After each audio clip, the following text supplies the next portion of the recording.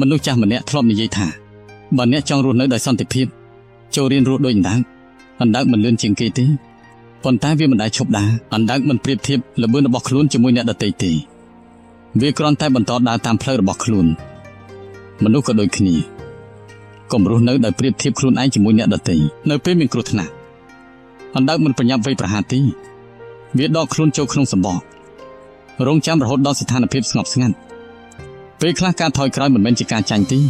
តែជាប្រាជ្ញាអណ្ដើកមិនខ្វល់ថាអ្នកដទៃដើរលឿនប៉ុណ្ណាទេវាដឹងថាគោលដៅមិនសម្រេចដោយការប្រញាប់ទេ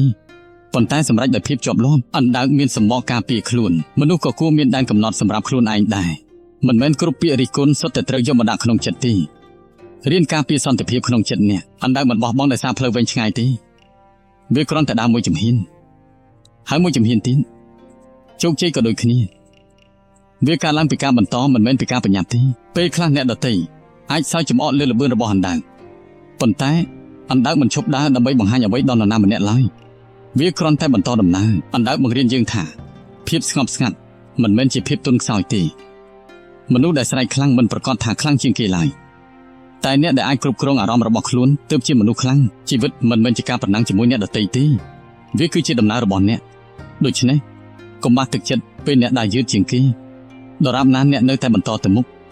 អ្នកនៅតែខិតជិតគោលដៅមនុស្សចាស់បាននិយាយថាបើថ្ងៃណាមួយអ្នកមានអារម្មណ៍ថាជីវិតដើរយឺតពេកសូមនឹកឃើញអណ្ដើកវាមិនដែលបារម្ភអំពីល្បឿនវាគ្រាន់តែបន្តដំណើរដោយភាពអត់ធ្មត់ភាពជាប់លាប់និងភាពស្ងប់ស្ងាត់ព្រោះនៅទីបញ្ចប់អ្នកដែលមិនបោះបង់គឺជាអ្នកដែលទៅដល់គោលដៅ